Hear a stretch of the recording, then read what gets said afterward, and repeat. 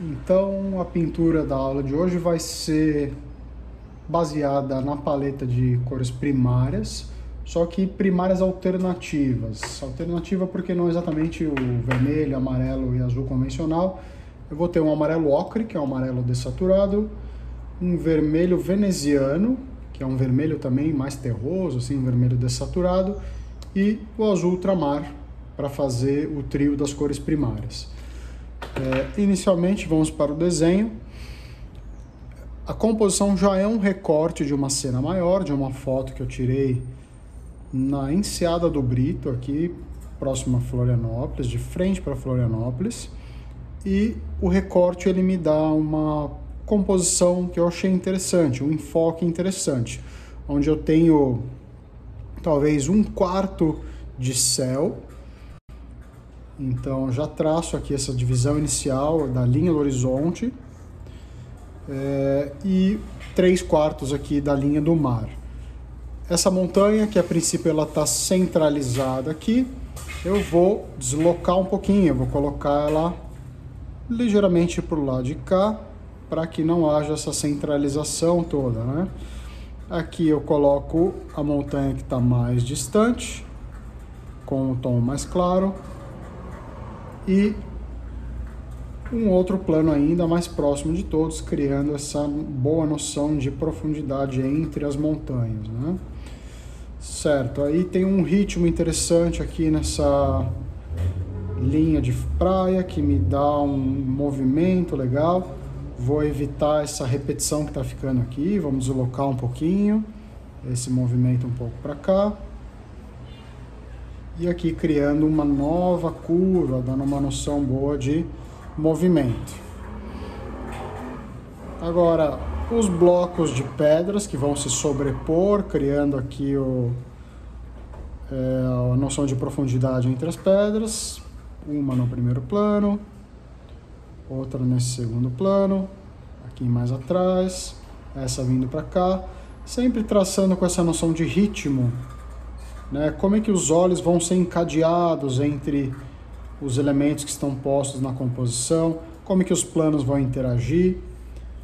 A gente está vendo aqui que essa pedra ela quer caminhar para o outro plano, então no meu caso está um pouco distante, vamos descer. Essas adaptações aqui são bem-vindas sempre, né? Descer um pouco esse bloco aqui, esse para cá, desalinhar um pouco essa faixa, buscando assim a melhor composição possível. A melhor composição é aquela que o ritmo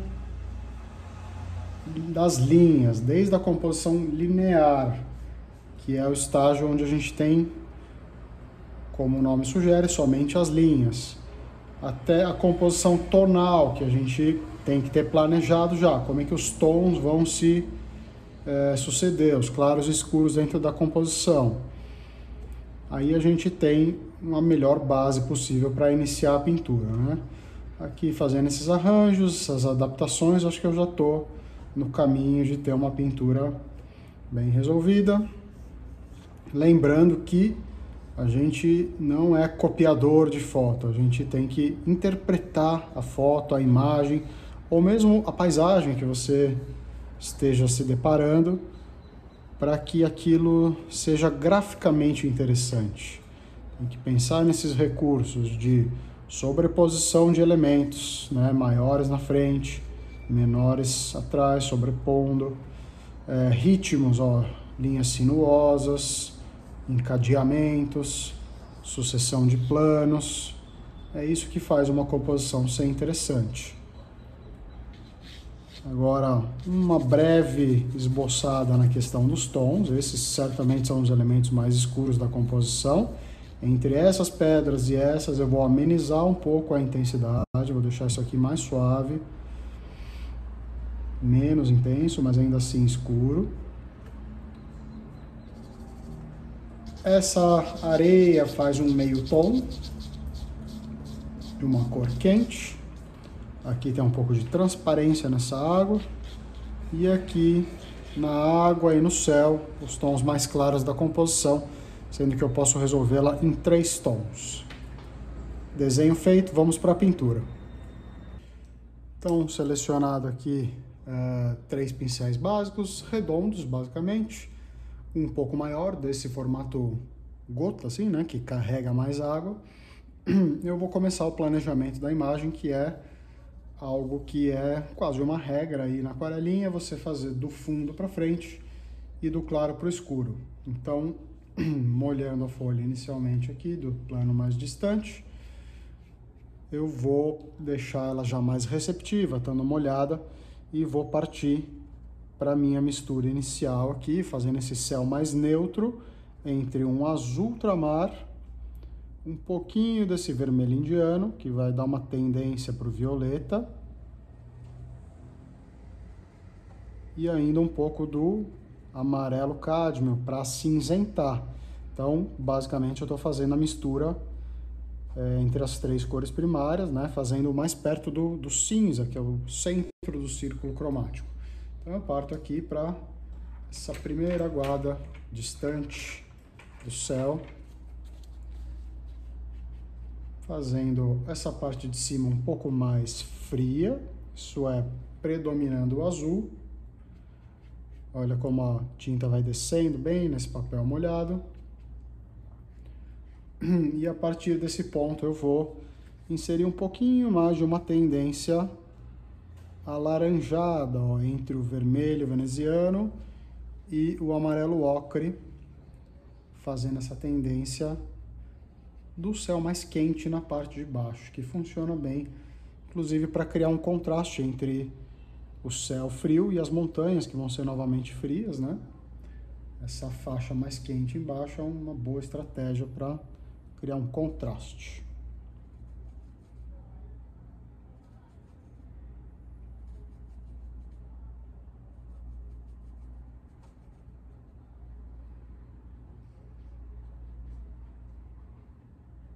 Enquanto está molhado, eu tenho um tempo bom para trabalhar com essa fusão, né? Depois que seca, fica mais difícil integrar o plano distante do céu dessa maneira. Então, molhar o papel é a melhor estratégia nessa situação. A montanha mais distante ali é bem azul, um azul bem frio, não tão frio quanto o azul ultramar, que tem uma tendênciazinha de avermelhado, é um azul quente, né, comparado, por exemplo, com o cobalto ou com o cerúleo, né? Mas nessa minha paleta reduzida, onde eu estou só com as 3 primárias, ele vai funcionar bem. Então eu já marquei sem grandes complexidades o plano distante da montanha mais distante. Liso o céu lá. Certo, agora nessa montanha na frente, começa a querer esverdear, porém um verde bastante acinzentado, por ser distante, né? Não posso entrar com verdes muito fortes num plano distante. Como eu estou usando o amarelo ocre, isso já fica mais caracterizado, assim, né? Porque o ocre é um amarelo dessaturado. Se eu faço isso com o azul ou o amarelo cádmio, a tendência é um verde mais saturado. Então, olha só, eu começo aqui com uma tendência um pouquinho mais azul na parte de cima da montanha. E conforme eu desço, eu vou puxar ligeiramente mais esverdeado. Tudo em sutis variações. A mistura às vezes acontece na paleta, a mistura às vezes acontece no próprio papel.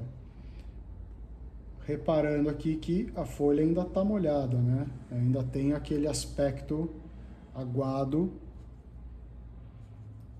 bom no caso, porque ele caracteriza a distância. A profundidade tende a ser mais suave.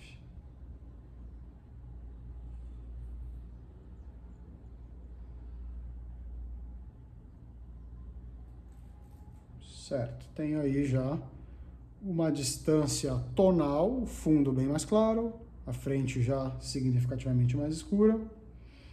Tem uma progressão de tonalidades, mais azul para o fundo, um pouco mais verde para frente. Comparativamente, eu acho que aquele fundo pode ainda receber uma camadinha, assim, uma tendência azulada. Vamos neutralizar um pouquinho esse azul também.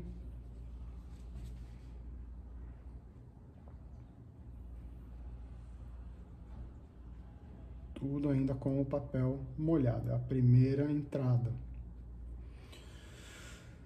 Normalmente nas encostas, né, na praia, né, no litoral ali, vai ter umas construções, umas casinhas, uns ranchos de pescador.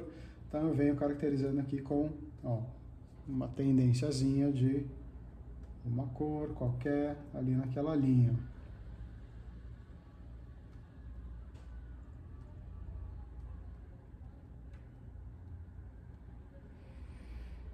Outra estratégia interessante que eu posso usar é acrescentar ligeiras gotinhas de água, um pouquinho mais, nessa montanha, porque isso vai criar uma textura, uma certa perturbação, como se fosse uma umidade, uma maresia, e dá um efeito aquarelístico interessante, ó. Essas jogadinhas aqui são muito bem-vindas. Se tiver receio de fazer, que vai manchar demais, é melhor não fazer, deixa como estava, já era suficiente. A dica é não pôr muita água, senão vai perder de todo isso aqui. Já trazendo para o plano da frente, eu vou calcar mais a cor. Então, de novo, azul ultramar, amarelo cádmio para fazer essa tendência esverdeada, um pouco do vermelho para quebrar o verde, para que tenhamos aqui um primeiro plano mais marcado. Agora já começa a aparecer alguma coisa de árvore, alguma textura, né? Coisas que não apareciam na distância. Olha como a distância tonal ali daquela montanha lá para essa tá bem marcada.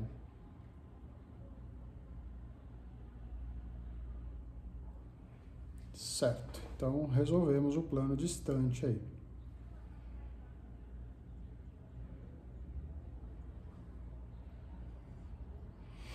Já podendo caminhar para essa areia,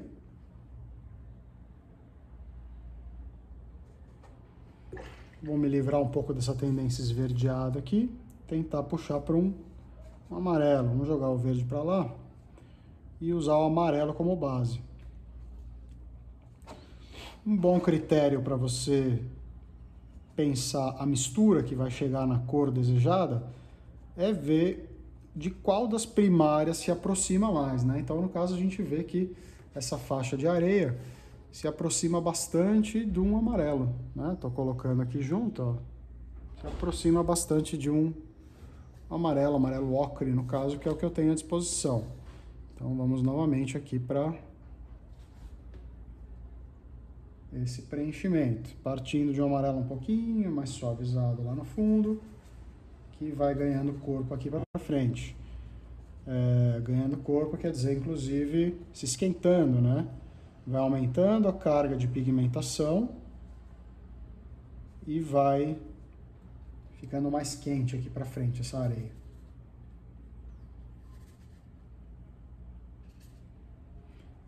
A pincelada tem que ter uma certa carga, um ritmo, então você vê que eu não pincelo como se eu estivesse, né, desenhando linhas, eu pincelo como se eu estivesse criando um ritmo mesmo, uma marca mais intensa, que aqui eu posso contrapor com um pouquinho de tendências de azulados, ó, com aquele azul ultramar.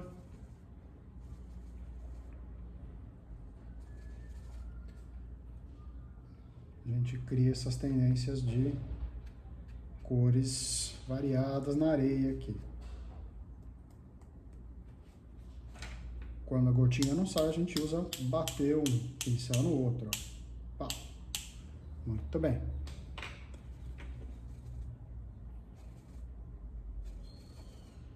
Mais uma marcada nesse primeiro plano, que é onde quero bastante textura.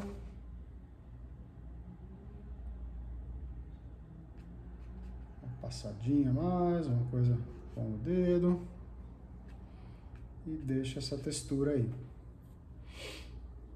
Uma ligeira escurecida nesse primeiro plano para dar por encerrada essa parte. Não quero super texturizar isso aqui porque eu vou ter as pedras com bastante textura e não é bom, não é conveniente que a gente tenha muita textura em todos os lados, né? Tem que ter áreas mais lisas e outras menos. A parte rasa aqui da água, ó, ela também vai ter uma tendência mais quente antes da água fazer a parte fria, né? Então eu já deixo essa areia entrar, integrando as duas partes da pintura. Esse outro pincel que eu tenho junto aqui vai fazer a aguada inicial, tendo claro aqui que eu vou desprezar as pedras. Desprezar quer dizer, eu não vou me preocupar em contorná-las ou algo assim, porque elas são bem mais escuras do que a faixa da água, né? Então eu não preciso contornar elas, eu vou simplesmente sobrepor.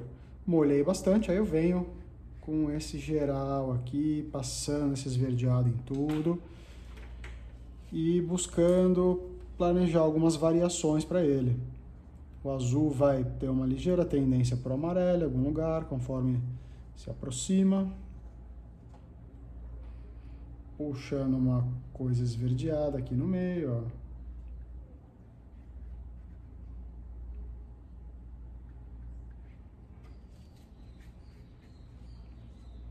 Então, promovi aqui uma mudança de temperatura na água do fundo para frente e vou ainda carregar mais aqui na tendência azulada, mas sempre um azul com um pouquinho das tendências amarelo e vermelho. Agora eu fiz a conexão, tem a conexão das duas áreas aí.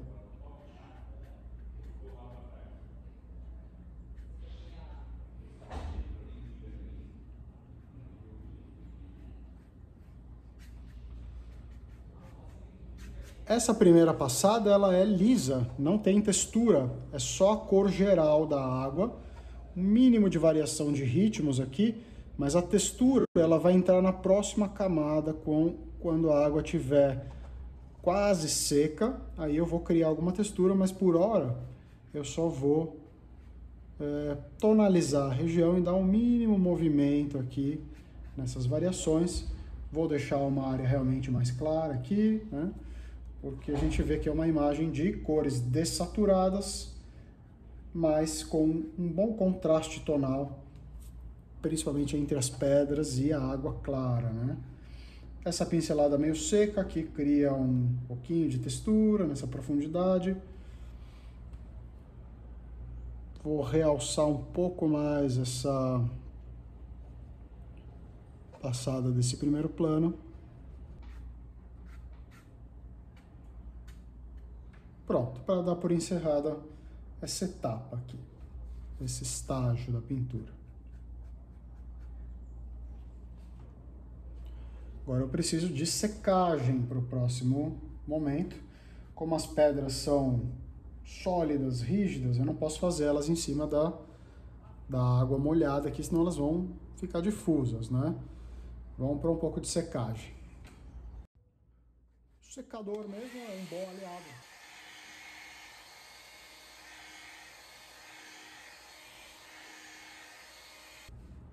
Tendo seco a área da água, eu preciso agora caminhar para os tons realmente escuros da composição, né? Os claros já estão colocados.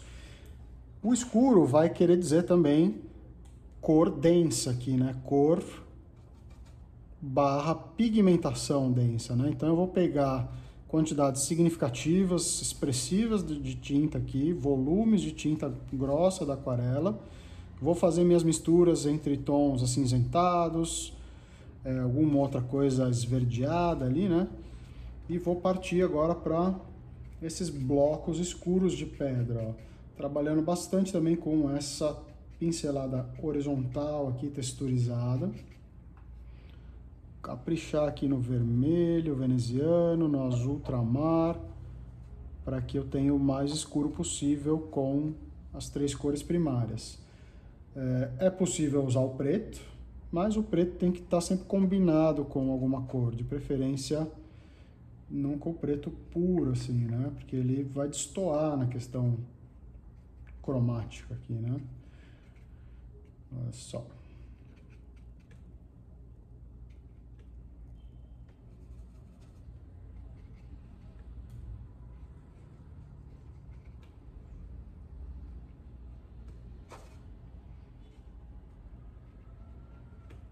Conforme a pedra submerge aqui, ela deixa os brilhos, os rastros aqui de reflexos. Ó. Cuidado com as formas extremamente arredondadas, vamos sempre criar esses ângulos, tentar identificar bem, sugerir bem aonde estão os planos da pedra, né? Como é que é a modelagem dela, o que é a face que está virada para cima, o que está virado para o lado e para baixo, para indicar um volume nessa pedra aí, nessas pedras. Nesse intuito eu deixo algumas áreas um pouco mais claras, onde eu vou passar um pincel meio mais pro seco aqui, né? E sem tinta, só para espalhar o que já está no papel.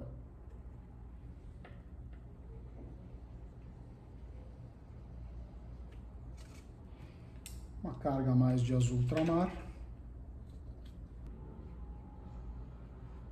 Ampliando um pouco a pedra aqui, se aproximar da faixa da areia, colocar esses fragmentos de pedra também, bem-vindo, para conectar as duas coisas. Posso criar pequenas perturbações, ó, marcas com o dedo, posso criar textura com a água espirrada ali também, que vai aos pouquinhos esbranquiçar.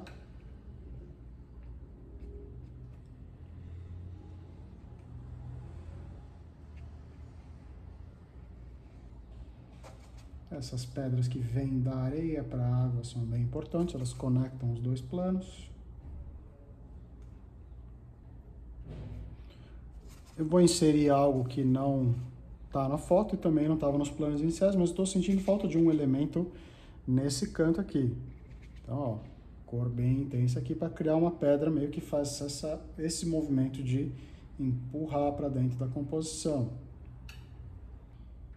Acho que é um bom momento para inserir uns verdes também, umas tendências esverdeadas de musgos e coisas do gênero que estão presas nessas pedras. E não é o momento de ter dó de gastar tinta, porque vai mesmo. Quando a gente trabalha tinta densa assim, vai bastante, né? Mas a tinta serve para isso. Não tem outra finalidade, não vai fazer outra coisa com a tinta, então pode gastar à vontade. Senão, com pouca tinta, as pedras vão ficar muito transparentes, né? E pedra transparente não fica convincente. Distanciando um pouco, a carga vai diminuir.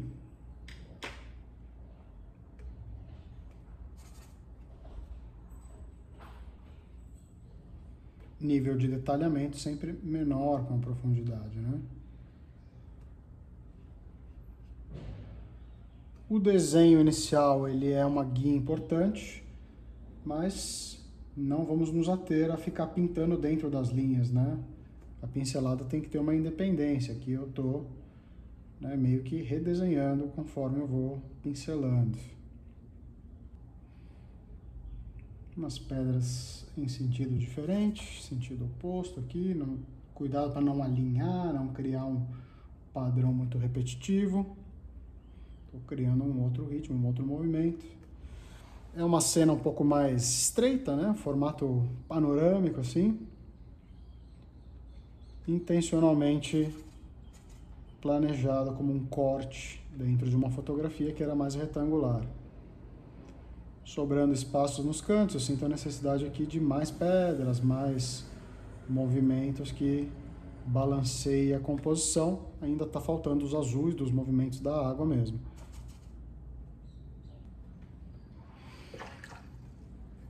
Carga um pouco a mais aqui na areia também, sinto falta de um pouquinho mais de textura, principalmente nessas conexões. As texturas eu faço muito com esse pincel deitado assim, esse pincel arrastado, para que não haja uma demarcação muito explícita da forma, da redonda do pincel, né? Arrastado, ó, ele cria uma textura e pronto. Eu venho aqui, ó, criando camadinhas de textura.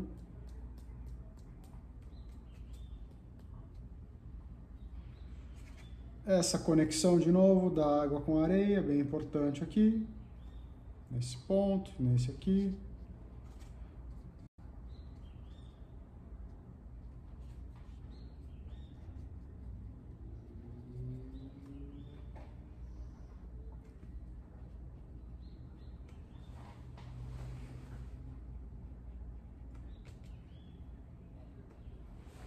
E, no meu entender, o último elemento que está faltando é os movimentos da água, pondo as variações dos azuis, que até agora está só a cor geral que eu pus.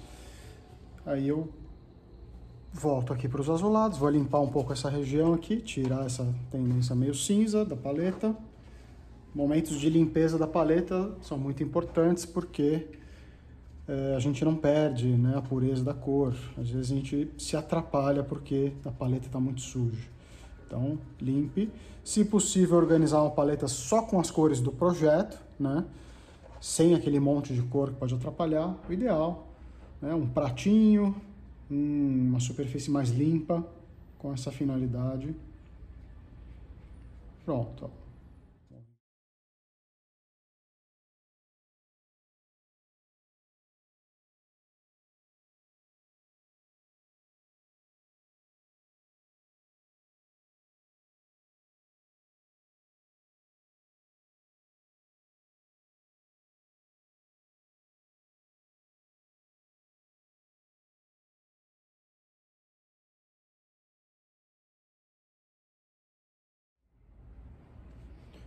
A gente tenta imaginar o ritmo que a água teria ao colidir com as pedras, né?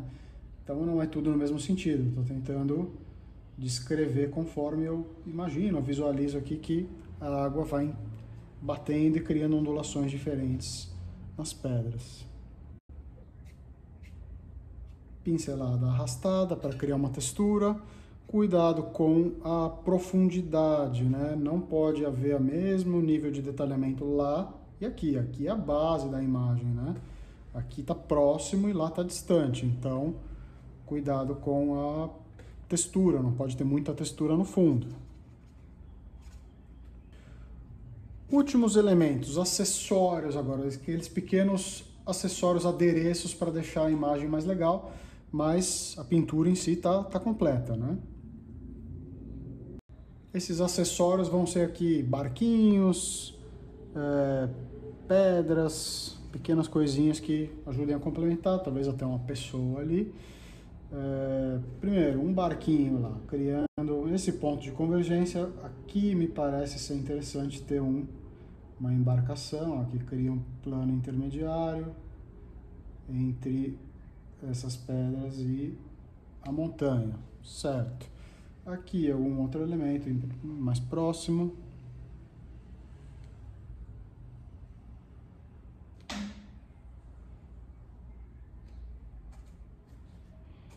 Cuidado com as cores muito fortes nessa profundidade, não pode perder o senso de profundidade aonde as cores são suaves, né?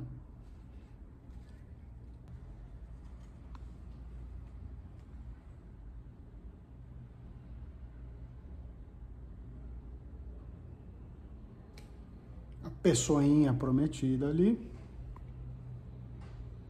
Sempre só uma silhueta. Cuidado com esses elementos porque eles podem confundir a questão da escala, né? Na dúvida, faz um traçado a lápis primeiro para ver se a escala está ficando correta, mas acho que no caso eles entraram com uma proporção boa para profundidade. umas pinceladas secas, direcionadas para dentro, que eu quero, né, convergir. Então, pinceladas ajudam a criar textura e a textura ajuda a direcionar os olhos. Missão cumprida.